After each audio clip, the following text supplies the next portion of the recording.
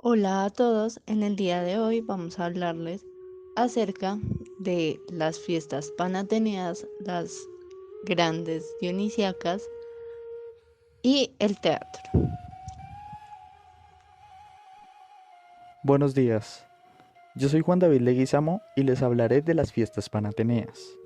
Las fiestas panateneas eran fiestas atenienses que se realizaban en honor a la diosa Atenea. Dichos festejos eran los más importantes que se realizaban en Atenas. Según una tradición, el mítico rey Erictonio o Erecto I, tras convertirse en rey de Atenas, erigió una estatua de madera de Atenea e instauró la festividad de las Panateneas. Otra versión relatada por Plutarco decía que las Panateneas fueron concebidas como un sacrificio común, el cual había sido instaurado por Teseo. Según el gramático griego de Alejandría, Harpocración, las fiestas se habían denominado anteriormente Ateneas. Por otra parte, la alusión que hace Homero a una festividad en Atenas, donde se sacrificaban toros y corderos en un templo que Atenea compartía con Erecteo, es considerada como una primera alusión a las Panateneas. Las fiestas panateneas se realizaban durante el primer mes del calendario ático, llamado Hecatombión, el cual corresponde al primer mes de la segunda mitad del año, lo que equivale a finales del mes de julio en nuestro calendario. Cada 4 años se festejaban las grandes Panateneas, las cuales eran más prestigiosas e importantes, además de que duraban 4 días más que las Panateneas anuales. A estas se les daba similar importancia que a los Juegos Olímpicos o los Juegos Panhelénicos. La gran diferencia que tenían las grandes Panateneas de las pequeñas Panateneas radicaba sobre todo en los concursos, que eran propios de las grandes Panateneas. Estos tenían 3 concursos característicos: musical, gípnico e hípnico. También algunos de segundo orden, como danza, carrera de antorchas, belleza, etc. En las Panateneas se solía realizar desfiles militares, competiciones literarias, musicales y deportivas. En algunas competencias podían participar solo los atenienses, en otras los atenienses y todos los griegos. Estas últimas competencias eran muy parecidas a los Juegos Olímpicos. Los juegos para los atenienses eran sobre arte y algunos sobre carreras. Por otra parte, los juegos para los griegos consistían en boxeo, lucha, pancreatión, pentatlón y las carreras, de las cuales tenía más prestigio la carrera de cuadrigas. El que lograba vencer en las carreras tenía el alto honor de recibir como premio una corona hecha de hojas de olivo, procedente de los olivos sagrados de Atenas. También habían batallas de infantería y caballería, lanceros de jabalina a caballo y la carrera llamada apobotai, que consistía en carreras de cuadrigas donde el conductor debía saltar del carro y correr al lado para luego volver a subir. Otra prueba eran los ejercicios militares con música, llamada danza pírrica, del griego pirigios, la cual es la danza de guerra griega más antigua, en la que los bailarines danzaban portando una armadura, un escudo, una lanza y un casco. Pero por sobre todos los festejos y las competiciones estaban los procesos, la procesión, el rito esencial de las Panateneas, que consistía en la ofrenda de un peplo a la diosa Atenea, el cual llevaba bordadas escenas de la victoria de los dioses en la gigantomanquia. No se sabe bien si durante las primeras Panateneas el peplo figuraba como parte del desfile procesional. Lo más probable es que sí, o al menos así sucediera durante las grandes Panateneas. Es posible que durante el tiempo del siglo V a.C., la ofrenda se realizara a la diosa Atenea en secreto, en el interior de su templo.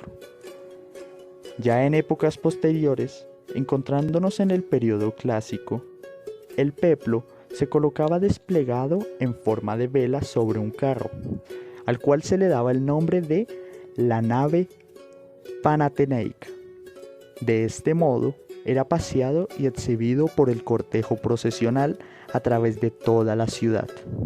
Esta procesión se continuó celebrando hasta aproximadamente el año 395 después de Cristo. El festejo concluía con grandes sacrificios a Atenea.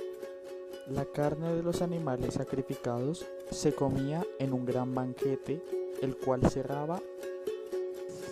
Hola, mi nombre es Tomás Manu Salva y hoy vengo a hablarles sobre las fiestas dionisias y el teatro que se está enmarcado dentro de estas. Las fiestas dionisíacas es el nombre dado en Grecia a las festividades en honor al dios Dionisio. En Ática se celebraban dos festivales anuales con este nombre, las Dionisias rurales y las grandes Dionisias. En primer lugar estaban las Dionisias rurales. Estas eran celebraciones que tenían lugar durante el mes de Posidonio, que equivale más o menos al nuestro de diciembre. Se trata de una procesión en torno a un falo con la que se buscaba propiciar la fertilidad de los campos que se habían sembrado durante la época del otoño. Por otro lado están las Dionisias ciudadanas o grandes Dionisias. Estas eran las fiestas más célebres y fueron llamadas así, Dionisias ciudadanas o grandes Dionisias. Y estaban instituidas en honor al dios Dionisio, cuya imagen era trasladada desde la ciudad de Eleuteras hasta Atenas. En época de Pisístrato, en el siglo VI a.C., el festival había ya alcanzado notable fama y su celebración coincidía con la época en que la navegación y los viajes se hacían más cómodos y seguros por la llegada de la primavera. La ciudad de Atenas se engalanaba para recibir a embajadores y aliados, hombres de negocios y políticos, a quienes el Estado condecoraba por algún servicio especial prestado en beneficio de Atenas. La procesión de una estatua de Dionisio recorría las calles de la ciudad, acompañaba un desfile de antorchas que la llevaban jóvenes en edad militar. A este cortejo se sumaban igualmente grupos de muchachas, que eran llamadas canéforas, con ofrendas para diversos sacrificios. Cada una de las 10 tribus de la ciudad organizaba un coro de 50 chicos y otro coro de 50 adultos que participaban en el concurso del tirambos. ¿Cuál era pues entonces la vinculación de estas fiestas con la celebración de los concursos dramáticos? Resulta que durante el siglo V ocurría en el certamen de tragedias 3 autores, y cada uno de estos 3 autores presentaba 4 piezas, 3 tragedias y un drama satírico, y se presentaban de acuerdo con el siguiente calendario y programa. El día previo al inicio de las festividades era llamado proagón, y este se dedicaba a ultimar los detalles y preparativos, y los autores hacían la presentación de sus obras en compañía de sus actores.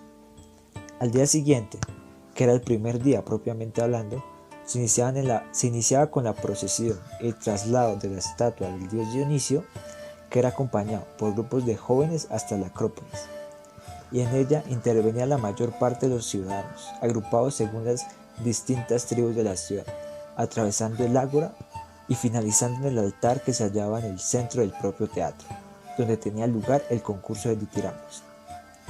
En el segundo día se representaban 5 comedias, y cada uno de los 3 días siguientes se escenificaban 3 tragedias y un drama satírico. De este modo, durante los 6 días de fiesta de las grandes Dionisias, se ponían en escena un total de 17 obras, además de los cantos ditirámbicos del primer día. Hola a todos, yo soy María Fernanda Villamil y les voy a hablar sobre el teatro. La consideración de las representaciones teatrales como acontecimientos que formaban parte del ceremonial de las grandes Dionisias ha ayudado a entender mejor las propias representaciones dramáticas como elemento que configuraba la ideología cívica del Estado ateniense. Las grandes fiestas dionisíacas duraban 5 días y el orden del certamen era el siguiente. En primer lugar estaba el ditirambo, una práctica teatral que consistía en una competición de coros, con más parte lírica que dramática, cantado por unos 50 hombres o niños que invitaban a los dioses a que bajaran a la tierra hasta donde estaban ellos cantando para acudir de espectadores. Uno de los elementos más característicos del ditirambo es el ritornello, una frase de la representación repetida varias veces, como una especie de estribillo. Este era transmitido a coro mediante un grito que pretendía alternar el cantar del que era el guía del coro, el exarconte, y que servía para implorar por la llegada y la presencia en la representación del dios Dionisio. Cabe el paréntesis para mencionar que lo hacían con máscaras que cubrían todo su rostro y estaban adornadas con cuernos de cabra. De allí surgiría la palabra tragedia, que viene de la palabra griega taragos, cuernos de cabra, y odas, himnos. Teniendo en cuenta los destinatarios de estas pequeñas representaciones, está claro que el origen del teatro fue para servir a la religión. En segundo lugar estaba el plato fuerte, que era el concurso de tragedia. De antemano se habían escogido los 3 autores y las 3 compañías. En las grandes dionisíacas, cada poeta trágico tenía que presentar una tetralogía.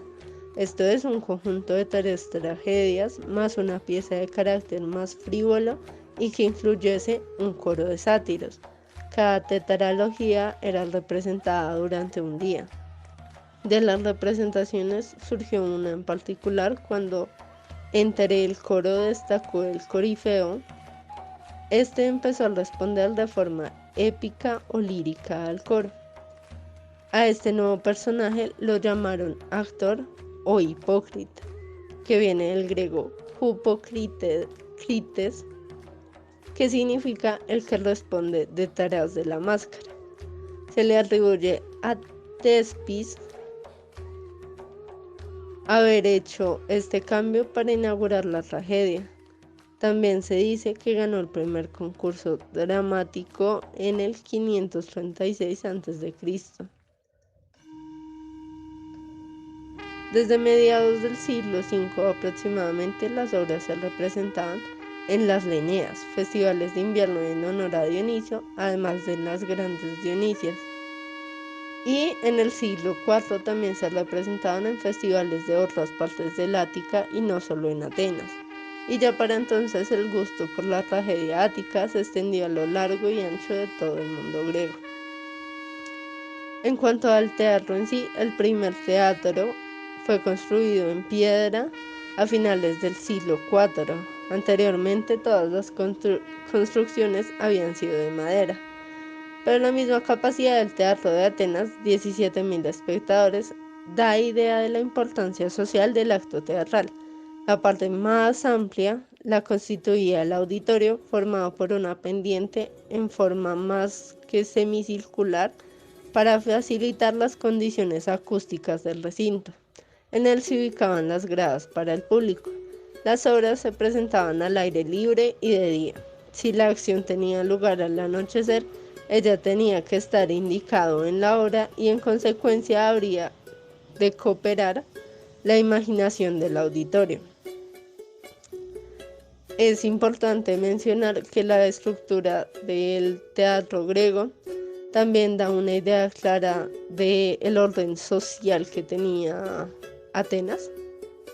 Esto se explica en que los lugares más cercanos al lugar de la representación eran reservados para sacerdotes, arcontes, heraldos, estrategas, huérfanos de guerra, benefactores políticos y embajadores extranjeros.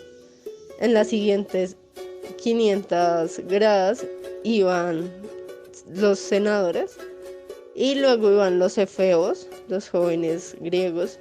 Finalmente, en la parte de más arriba iban las mujeres separadas de los hombres y en los extremos superiores estaban los esclavos y los extranjeros. Es importante resaltar que a pesar de lo machista que era la sociedad griega, a las mujeres, a los esclavos y a los extranjeros se les permitía hacer parte de este ritual del teatro, incluso se les animaba a que asistieran.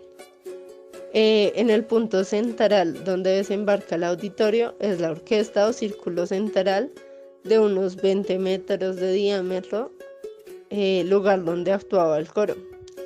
Los orígenes de la orquesta parecen estar en las eras circulares utilizadas para trillar el grano o secar la uva y en ocasiones para bailar. La actuación de los actores y a cada lado de él, en el espacio entre el esquene y el auditorio, había 2 pasillos llamados eisodoi por donde accedían y salían los autores. Ahora, para hablar de la forma en la que el teatro incidía en el entretenimiento y en la educación de las masas, debemos hablar de Pisístrato, quien instruyó los primeros certámenes dramáticos buscando, en cierta manera, atraerse el favor del pueblo ateniense. Sin embargo, la visión de Pericles, en pleno siglo de oro ateniense, fue llegar al convencimiento de que el ciudadano podía ser educado políticamente mediante el teatro. Y fue él, precisamente, quien ilusionó al pueblo con los ideales de coparticipación en la toma de decisiones, corresponsabilidad en las mismas y la corresponsabilidad en las mismas. Esto es, con los conceptos de igualdad ante la ley, o sea, isonomía y la libertad de expresión, y seguridad percibida. Así, frente a los antiguos ideales aristocráticos que se lanzaban sobre los triunfos de las clases nobles y adineradas, en el teatro se naturalizaba el nuevo régimen democrático. Podemos usar para ilustrar esto al poeta Esquilo y a su trilogía La Orestiada. La Orestiada trata el tema de la justicia, que se enlaza en el joven Orestes, quien es hijo de Agamenón.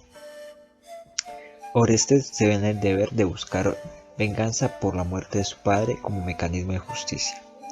La muerte de Agamenón ha sido producto de su ambición, derivada en la elección que debe tomar entre sacrificar a su hija o sacrificar a su éxito como militar. Cumplida la misión de Orestes, cuyo fue rotundamente exitosa, aparece el problema de que la sangre sigue demandando sangre. Y es cuando en la obra de Esquilo aparece la figura de Atenea, quien cambiará el tribunal de Areópago para propiciar un juicio más humanitario y por consiguiente más justo. En las Euménides se puede leer en los versos 682 al 708 esto: escuchad ya mi ley, ciudadanos de Atenas, que vais a juzgar el primer juicio de sangre. Existirá por siempre en el futuro para el pueblo del Egeo este tribunal de jueces, en esta colina de Ares. Aquí el respeto y el temor, su pariente, impedirán a los ciudadanos delinquir, de día y de noche por igual, incorruptible al lucro, venerable, severo, despierto guardián de estas tierras en defensa de quienes duermen, es el tribunal que instituyo. Se puede afirmar que hay un rasgo pedagógico circundando entre la obra, que intenta no solamente ser un acto que llegue a entretener a las masas, a las masas que presencian esto, sino entregar un mensaje de una manera sutil. Se puede plantear también que en general las tragedias presentan situaciones extremas que ilustran a los espectadores sobre la realidad del crimen y la culpa, el poder del destino y la insignificancia de los seres humanos frente a los dioses. Muchas gracias por su atención.